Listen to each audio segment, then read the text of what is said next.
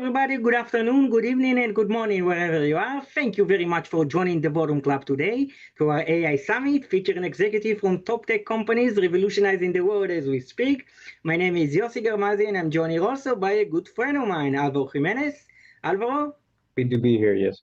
So today we are fortunate enough to interview none other than Sanaz Yashar, co-founder and CEO of Zafran Security, the threat exposure management platform. Zafran helps companies quickly identify and reduce real threats without relying solely on patching. Among their investors, you could find Sequoia, Cyberstarts, and even Penny Jar of the great Steph. So Sanaz, thank you so much for joining us today. Thank you so much for having me. Yeah, so Sanaz, you have a fascinating story. So I thought to start by asking you if you can share with us a little bit about your early life and what led you to the tech world and specifically to the cybersecurity space. Okay, yes, of course. I was always the different one. I was born and raised in Iran, Tehran, moved to Israel. I was very good at chemistry and biology in the chemistry class and even the Olympiads. Moving forward a couple of years to Israel, I was the youngest in the class in the university because it was like pre-IDF. And then I went to the IDF, so I was like this different as well. I was like the biologist doing cyber. And then coming out of the IDF to the commercial world, I think I have like all the different colors and frequencies that I could gather during my career path to make me ready for this job. But coming from Iran to Israel, coming from biology and chemistry to the world of cybersecurity, it has been a great perspective. And I owe a lot of my career to that, I believe. So I can tell you definitely not the most conventional path to say the least. And I actually also learned biology and chemistry, but only back in high school. So interesting. We should do some gathering. Yeah, so it's actually a great segue to my next question because you studied biology, but what lessons did you learn there that helped shape your approach to cybersecurity? And do you see any similarities between these two worlds? For sure, yes. First of all, I can tell you that when I started my cyber career, even the name was not cyber. It was also not security. I did all my career in cyber, in an offensive cyber, what we called under the government, of course, and doing counter-terror. But I think it took at least 10 years when the cyber world even used before that, right? Before that, it was like hacking or interception and this kind of stuff. And still, when there is a lot in common between, I was in microbiology, which means that you have to understand how actually the organism is mixed of a code. The code is coding to DNA, the DNA is coding to RNA, the RNA is coding to protein, right? And this is how we can describe the live organism, and this is what it is also about cyber. At the end, there is a lot about the code behind the scene, which different functionality this code can bring on with them, which kind of bugs or inefficiency this code have that you can hack in, and at the same time, how this code moving mutations, like from one creature to become another creature, there is a lot of different mutations. And the question is like how you can catalyze or block these kind of changes that the code is actually going through. And I believe as live organism, for the biology, there are two main things that I get from it to the cyber. First of all, understanding the behind the scene and the code is matters, but also understanding the phenotype and how this code being evaluated and bringing value to the customers, it matters a lot. And the same like biology looks like when there is a certain functionality in the code and there is a certain bug in the code, you have compensated controls in your body in order to fix it. Unfortunately, this is when the stuff starts to distinguish. When it comes to software and tools, it doesn't look that it's almost a self-healing platform.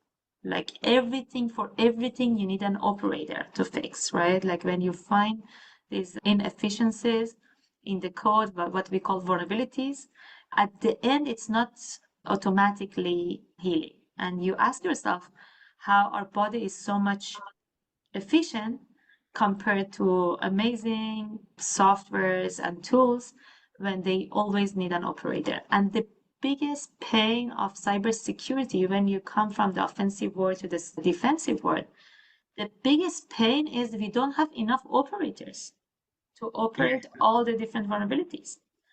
Like there is so much code and so much vulnerabilities, and with an AI you write even more code and more vulnerabilities and more attack surface, but you don't have enough operators in the world that they can actually fix stuff. And I believe the next generation of cybersecurity, it should look more like biology, when it's a self-healing platform, right? That you learn where are the biggest bugs and the vulnerabilities and the cracks, and you know how to automatically remediate and mitigate those with some compensated controls.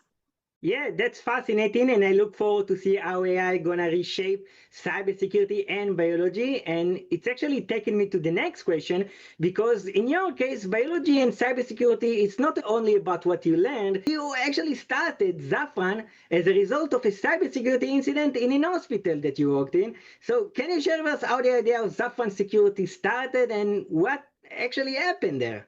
I was a part of maybe the best cybersecurity services in the world. I'm not kidding. The name is Mandiant. They are the ones that they responded to the solar winds and to the hacks in the elections and Olympic Games and a lot of like big stuff out there. I was heading a group for an investigation of an incident in the chain of hospitals. One of them, unfortunately, completely caught non-ready. That means the attacker, before they deployed the ransomware, they wiped also the backup, because the backup was connected to the network, which is the no, you don't do this kind of stuff. The attacker exploited a 0-day 3 months prior to deploying the ransomware. That means at least 3 months this specific hospital could find out about something happening and try to remediate it faster. And during these 3 months, there were many security tools that I used them in order to do the investigation. They were already useless because I got all the alerts and forensic data that they could stop the ransomware. But unfortunately, when we got to the place ransomware was already deployed, nothing was operational. They didn't have any data about the patients. And I remind you that it was like late COVID time. So we had patients that they were connected to machines and they had to move people from one hospital to another hospital, which put at risk lives of people, which is very sad. So I was not working in the hospital. I was a part of a group that is heading the response team for this hospital. After we finish the investigation, the best thing can happen to that incident response person or threat intel person, we call it attribution. Attribution is that when you know who was the threat actor and exactly the kill chain, like what they did in order to hack that system. So it was so clear. It means the investigation was completely right? But this is how you call it. The surgery was successful, the patient died, but at the end it was too late because we couldn't recover the files, right? And they couldn't also pay ransomware because it's a government hospital. They are not allowed to pay the ransom. So when I saw that we had all the different data nodes from network to endpoint, from the vulnerability that was exploited, the whole path and modus operandi of the threat actor inside the system, I knew that there is probably some other way to respond to vulnerabilities, that it's not the way we are doing it today. Today, it's like kind of simple. You do a scan, right? And then you say, okay, have like, I'm not kidding. Like when I say 30 million vulnerabilities, these are the real numbers. We're saying 30 million vulnerabilities. So I have to go update, patch. And imagine like a hospital or any other company have to patch all the time. Like how much annoying it is when even your laptop is doing the patch cycle. So they cannot work if they patch all the time. They also don't know which vulnerability is the one is going to be exploited next. So they don't know how to eat this elephant, how to fix. And when we talked about the biology, they need operators for all these 30 million vulnerabilities to be patched. Like it should move for security to IT. People need to update the servers, update the cloud environment, which is like crazy. You don't have all these operators for these vulnerabilities. When you can use a kind of new technology to understand, and this is a real data, what I'm telling you, that just 10%, less than 10% of all these millions of vulnerabilities are actually could be next incident, the threat actor. But I hope I had it then. So I accompanied with the two amazing co-founders I have, Ben Suri and Sunir Abdullah, which we knew each other also from our background in the army. Ben would tell you that he's coming from the cooler unit than my unit. But don't believe it. And we found a way to use the compensative controls in order to actually block the exploitation phase even before the remediation in place. I mean, the number 30 million vulnerabilities, I knew that there are quite a few, but 30 million is amazing. Okay, so now you founded Zafran with your game-changing approach, but can you tell us a little bit more about your products, your platform, and how you challenge all of these vulnerabilities? I think it's also about not exactly what you do, it's also how you do it. And now I'm taking you to the chemistry. And if you're not a chemistry and the crowd, and if you do cook, you know that the order matters, right? If you want to cook a very great Persian rice, you cannot put the water, oil, and the rice together. You boil the water, you add some oil, you put the rice, you drain the rice, you add oil, you steam it. Like, okay, I have like secrets for the Persian rice. And then on the top, you have saffron, right? So the order, how you actually integrate with the different data points in this organism, which is in this organization, is very important. And we developed a very simple, I would say. I know it worth like hundreds of millions of dollars, but it's simple. And I can share with you some of the secret. And even if you don't believe me, it even looks like chemistry orbits, right? So the atom of risk, this is our inside engine. Zafran is including two big engines, both of them leveraging also AI. The first one is the insight engine, and the second one is action. If you have insights about the exploitability and what is the top of the funnel, what's going to be your next incident, but it doesn't code, you remember, between the DNA to the protein, directly to action, that is noise, because you don't have enough operators. But if you make from data insight, those insights is completely connected to the muscles of the organization and can move actions, then you would have a chance to be beyond the exploitation curve. So as I told you, around 10% of all these millions of vulnerabilities are exploitable. How we know that? We start with a certain asset. Asset could be your laptop, asset could be a server, asset could be a cloud asset. And then we add context of threat. Threat is red when defense is in blue. Have you heard about this? You know, the red space and the blue space. Okay, so 101 security or cyber security, every time you think of a threat, you think red. And if you every time you think of the defense, you think blue. And this is how you have red teams, blue teams, and sometimes you have purple teams, which you understand that they are both together. So we start with the threat risk. We understand the asset, and then we understand the context of the asset. How does it look? We check all the vulnerabilities that are mapped to this asset. We bring them ourselves, we integrate with other tools. Then we check the enemy of organizations, the enemy, but also the business is in internet, right? We check which of these assets are actually exposed to the internet or not. We have our own algo. And then we have a line of my favorite, which is like threat intel. What if there is a vulnerability, it's running, it's internet exposed, but there is no threat actor? Like you have an open window, you have a crown jewels of your table, but there is no thief in the city. Should you go and fix the window, close the window if there is no thieves? So we check if those vulnerabilities are being exploited by these threat actors, then you get the base risk. Most of the companies would stop here, risk. Okay, you have a risk, you can prioritize your alerts and all this. We didn't stop here because we know that there are so many security tools, which was the blue line of the defense. So this is the threat score, but then we connect to 3 layers of the defense: it's network, endpoint, and cloud, and we check the configurations, and we map the configurations to the vulnerabilities, and we tell you what is the real risk, the applicable risk, like what are those 10% or 8%. If you're 10%, you're not in a good position, like 7-8% of the vulnerabilities of being exploited. This is the applicable risk. So from threat analysis, we move to the risk analysis, and we bubble it up by understanding the threat, but also the layers of the security. And I tell you a secret: if somebody wants to build Zafran, first of all, don't do it. Talk to me first. But if somebody wants to build Zafran, this is the right order. If you do it in a different order, you would go lost.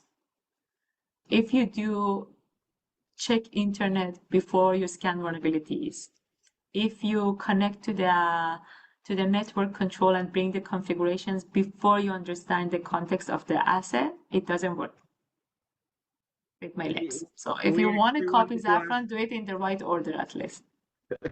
It's not just that. Yes, first of all, Rook, I was looking for something that is missing, that all the different layers of the security and all the different ingredients that you have today, it doesn't make sense today. And I don't know how much you understand about Zafran, but Zafran is that kind of spice that it doesn't overtake your food. It's not spicy, it's not salty, it's not sweet, right? It does make the whole meal different without taking over the ingredients, and it makes it beautiful. Also, one more secret that I don't think I said about this: Zaf in Farsi, in Hindu, in Urdu is vulnerability, and Run is the name of our first engine, the runtime engine for vulnerabilities. So Zafran was like also a way that made sense. And also all my investors, we can ask them, they told me, your name should start with A. And I said, oh, okay, Z is the one.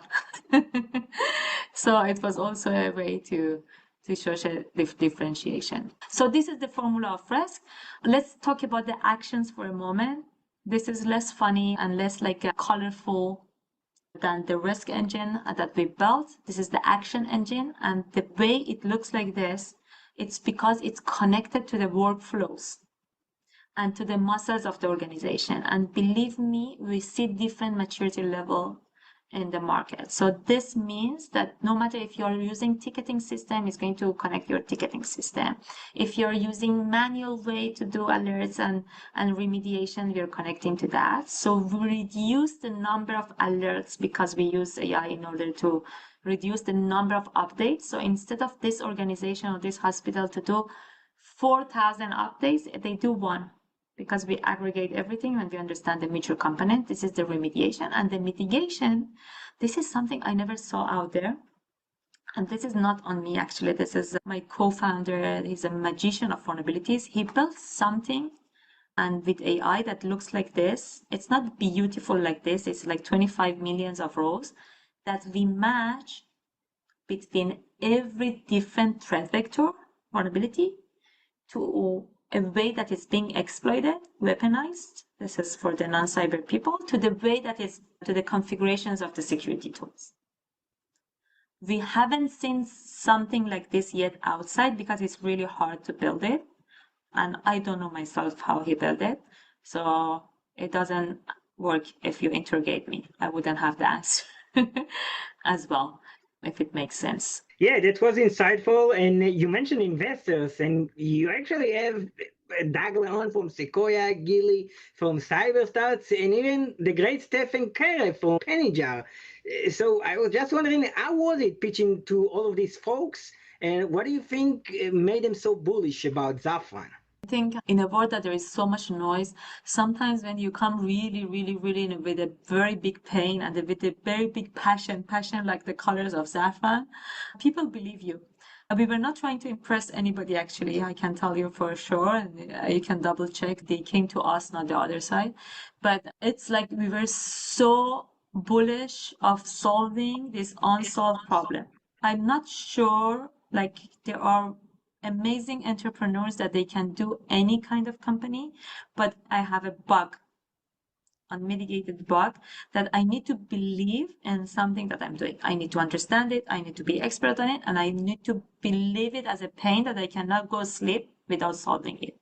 And believe me, I have so much leverage and mileage in this cyber scene that I knew whether I solve it, whether I get out of cyber doing something else. And this was this, like I was like, we're going to solve it. And I think when they see that much of passion about solving an unsolved problem, and you're not concentrated of making just money, you're not concentrated of just showing success, you really obsessed about bringing value to the market, changing something that was broken for years, and the best investors coming, the best investors, the best customers, the best partners. I would want to say we have been lucky. Luck is a very important factor of chemistry formula as well, but also I believe that passion and obsession in a way gets you to the number one ranking companies. But yes, we have an amazing partnership from the investor level to customer level to partner level. It almost looked that we built this organism that is not anymore under my control. There is a live creature that named Zafran, and it's doing great to solve this unsolved problem. And I can tell you that I don't know either Gilly from Cyberstarts or Doug from Sequoia, but I did watch some games of Steph Curry, and he always mentioned his obsession to be the best. So that's amazing, and it's definitely got him far. Yes, definitely. I didn't know, don't tell anybody, but I didn't know who he is because I'm not very much. If it was soccer, football, I'm really a football fan. I was not very aware of the basketball, and I remember when they called me, they said, "Oh, this is Steph Curry fun, and we want to think like who is Steph Curry?" I'm like, oh, basketball. I'm like, my son, he was 11-year-old next to me, and I'm showing him to him Steph Curry, and he's shouting like I talked about a rock star. I don't know. He was like all over the place. This is Steph Curry. What's wrong with you? It's like, okay, we take his money. No worries. This is true. A lot, and an athlete, being an athlete, has a lot to do to bring a new startup because you have to believe, you have to be competitor, you have to be obsessed, not losing in order to succeed, I believe. Yeah, definitely a super successful individual. And Sanaz, I got a bunch of more questions to ask you. I mean, I learned a lot, and I look forward to see what you guys do next. But Alvo here has also great questions to ask you. So, Alvo, without further ado, the floor is yours. Seriously. So, Zanaz, it's been really interesting what you've told us about. I'm not an expert by all means. I have no idea about cybersecurity, but I do know that it is one of the most important things going on right now for any company because at the end of the day, all of the companies are susceptible to being attacked, right? And throughout your career, you mentioned that back in the day, it wasn't even called cybersecurity. And I'm sure that you've seen some trends. Can you tell us a little bit about the most significant trends you've seen throughout your career? Look, hacking is not a new thing, right? And hacking has been changed by the attack surface being changed and evolved, right? Imagine, do you remember that when we were kids, we would talk to each other by the two like boxes connected with a rope between them, right?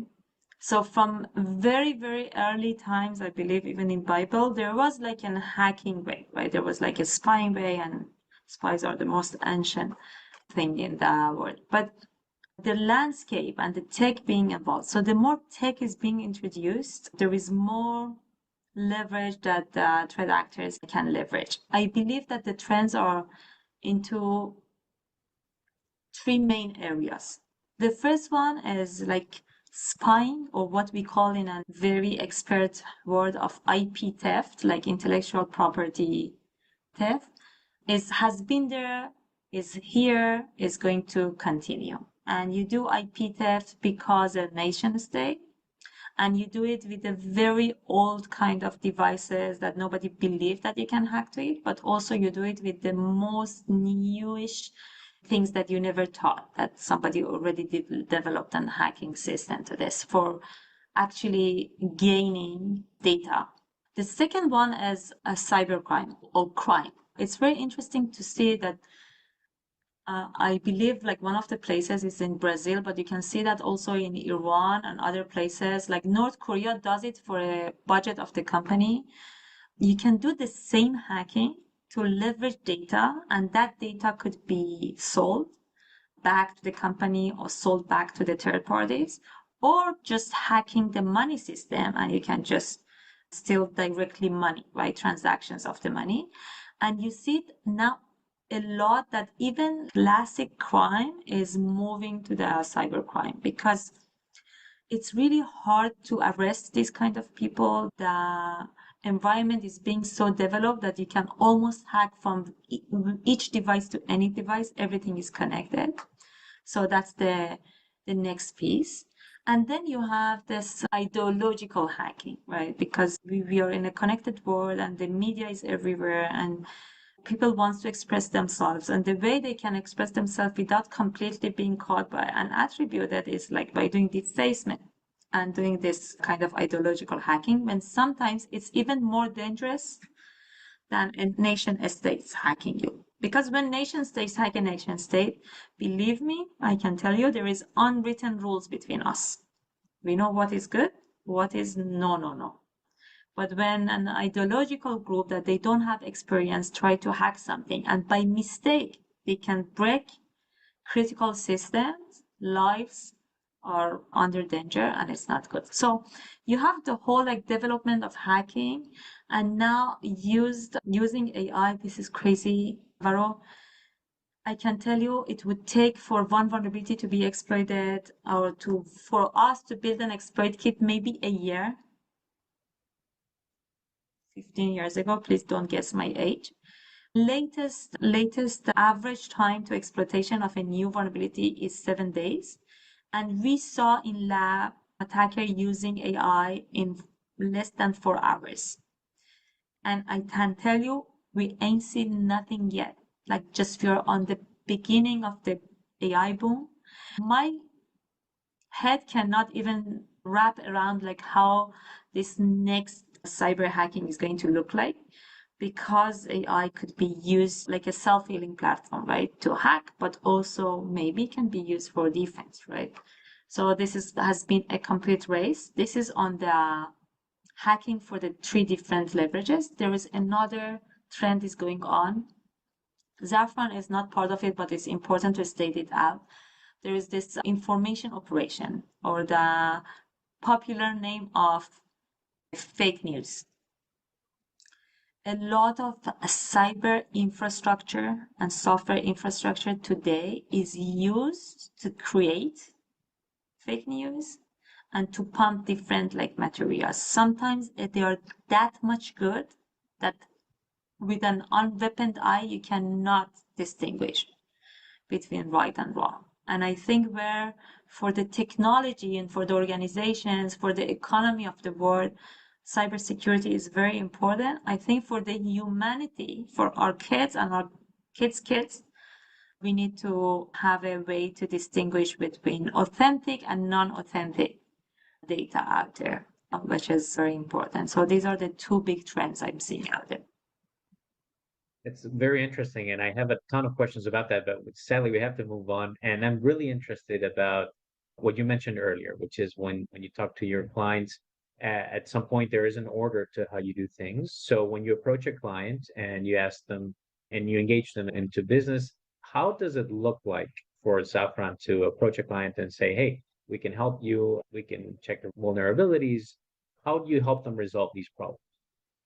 Wow, look, this is now we are going from out of cyber to psychology, because it's really hard to change habits. I know it. I also, for me, it's hard. I don't know. I saw this research about people, like very smart people, were forced to brush their teeth the other direction that they are brushing. I don't know if you heard about this use case. They lost their minds. They couldn't sleep.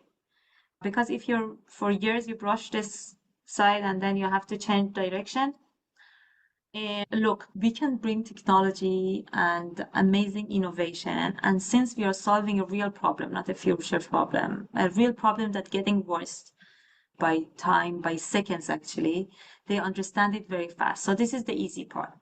And then we show there is an order to do it. And we know what you tried to do it until today to solve it. And they believe us because they did it. They tried to solve it in different ways. They combined scanners and asset management tools and EDRs, and they write integrations, and they tried so hard to do onboarding with the end user, but it was not fixed. And then we said, we know what's wrong, like the order was wrong. And then they believe us.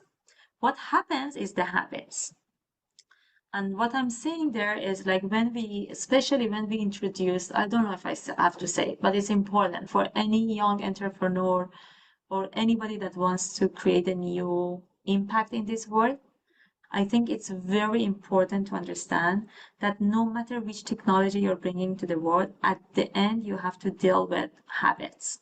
And in order to do a complete revolution, wanted or not wanted, especially in the US, United States of America, you need to have to some evolutionary phases, especially when it comes to automation.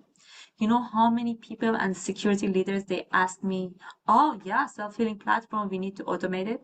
We come, we deploy, they buy, and then not much automation appetite because they don't used to it.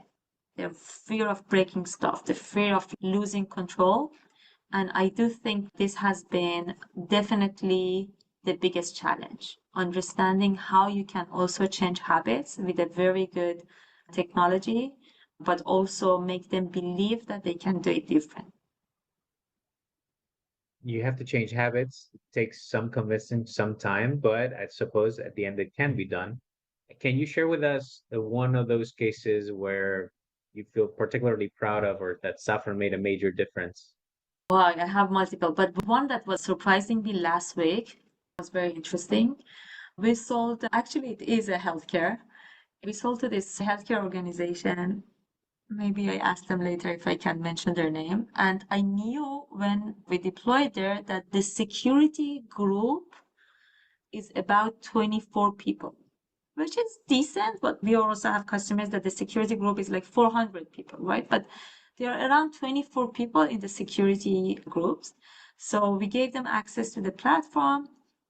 And in the best days of when you're introducing a new platform, you believe, okay, most of the people are going to use it, right? And the other week, last week, I was looking into the stats of our customer success, and I see we have 44 users in this company. So first of all, there is no way the whole security team are using Zafran. The second is I knew there are like 24. How we have 44? I'm like, what is this? What's happening? So I'm calling the CISO, which is the security leader. His name is Greg. Like, Greg, did you hire another group? It's like, no. And I'm asking him, who is this 44 people using Zafran platform? And he tells me without understanding anything about like the self-healing platform, he tells me that this is a self-promoting platform. It was so easy to change habits that they introduced this one to each other. So now my IT team and even the end user, they are not security. They started to use Zafran. So I see such thing and I'm like, what you do? Show me what you're doing. And he shows me this new vulnerability or this 0-day, the threat actor coming in. They understand if they're exposed, less than 48 hours, they fix everything. And I knew you could not do it just with security. And I was really amazed to see it. These are the times that you say, okay, when it works, it works. People are going to change their reality themselves. And I definitely want to see these kind of scenarios more often. That sounds really, really inspiring because it empowers you, right, to get through to the Oh, next. definitely. Look, I could talk to you about this 0 days we caught and this incidents, and we saved like customers during the even POC, proof of concept. My old word is the word of incident response, so I love it when I catch a threat actor. This is my thing. Like we win, right? But when I see a complete change in the habit, like a viral goes viral, it means there is really hope in humanity and they are going to change old habits to fit the new world. That makes me even more excited.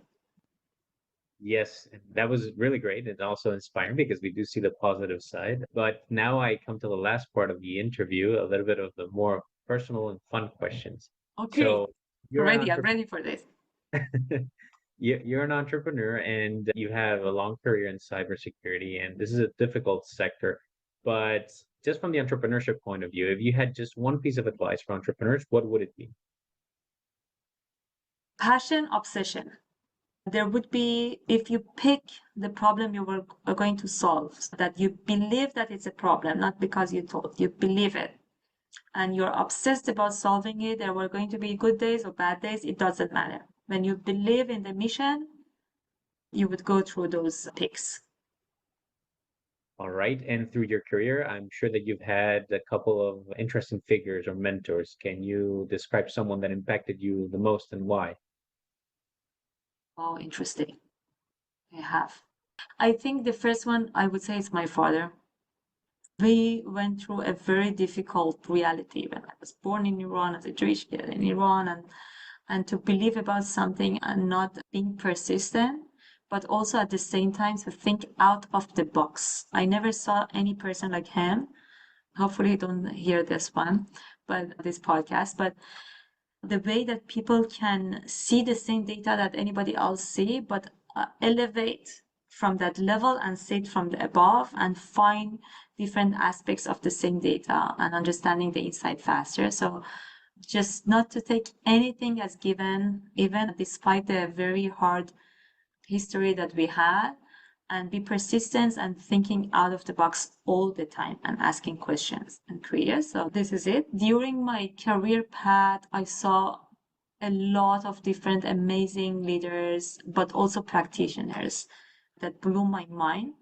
To be obsessed about not having a fear. This is something I got just in Israel. I think during my Israeli part of the career, to be part of the elite X, we call it like the X team, right? That they solve the hardest problems of the world, but they're persistent.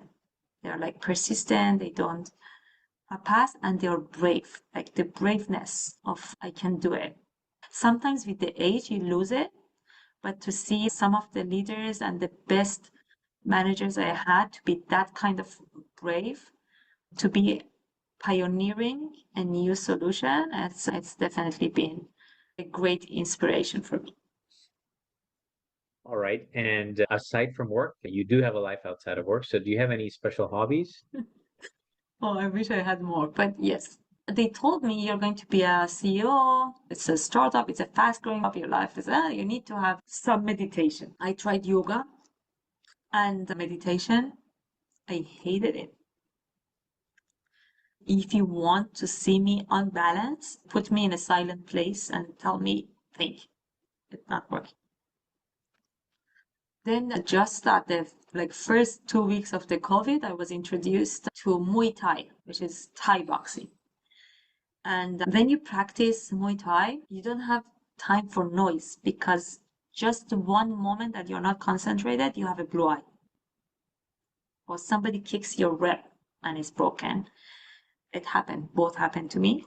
And then instead of forcing yourself to concentrate, you should be concentrated because it's survival. So that concentrated, to be in the zone, to move and to hit back, but also be careful not to be hit because you cannot cover a blue eye very easily in the Zoom meetings. It has been amazing for me. Like Muay Thai as a sport, as a concentration, as a competition, as energy. It's not like kickbox that I just box back. It's a combination of a dance that you need to be very concentrated in order not to be hit at the same time. So Muay Thai. I wish I could do it more, but once a week kind of stuff. Okay. And is there any movie or book that you would recommend? There is a book I did read, which is Noise. it's not a novel, but it was like very interesting, like how much noise we have in different systems in the world and how you can best mitigate it. Because the world is getting just noisier, we are producing more code, more data, more insights, more everything, right? And our brain is not yet working with AI, right? So we need to have a way of condense the data. So this is one, and that I recommend to read it. I haven't seen a movie or a series for the last, I'm ashamed to say, for the last like 3 years at least. But there is one TV series that I absolutely love because I love chemistry. I love everything about it, which is Breaking Bad. Like I can definitely. Great. The other day I saw my son looking at an episode and I felt why it was so fun. The feeling like I was waiting. Like this is the kind of TV series that is a combination of science, thriller, psychology, all the different colors, the best actors in the world. I wish there was something else. If you have a recommendation, let me know. Like Breaking Bad. I have good news for you because if you like Breaking Bad, you should definitely check Better Call Saul, which is the prequel. And I thought it was also great. The actors are great, the storytelling. Oh, really? Yeah, and actually to add on that, when we asked this question, Guy Tetenovic, also from the cyber world, he mentioned that his best series is a Better Call Saul. So Hey, that's an amazing recommendation. That was really good. And now I have to check all your podcasts to see what is it. I don't have time to see stuff, but yeah, maybe in the flights, actually. That makes sense to do it in the flights because I fly a lot. Yeah. Okay. My next is You get coming. Thank a lot you. of fun then, Sanas. It was truly a pleasure to interview. Thank you so much. Yosi, back to you. yes, so Sanaz, thank you so much for joining us. It was very interesting. And I can tell you, actually, I remember reading this Forbes article about you, and I said, wow, this one is going to be super interesting to us. So thank you so much. Let me give you a tip about if you want, my name is Persian, of course, and if you want to pronounce Persian name or Persian word and you want to sound pro, so you need to put the stress on the last syllable of the word. Like Okay. Sanaz would be Sanaz, right? And Shahnaz would be Shahnaz. So every time you want to impress somebody with your Persian, just put the stress on the Okay. last syllable and you're okay. Okay, so Sanaz. Hopefully I've done it right, but I will practice, I promise you. So for everybody else in the audience, stay tuned. We have another batch of amazing episodes from the CEO of Sentinel-1, CTO of Armis, and CTO and CPO of Glean, and actually a bunch of other VCs like Anderson Horowitz, Insight, Index. So stay tuned. And Sanaz, thank you so much again for joining us. Thank you so much. Looking forward. Bye.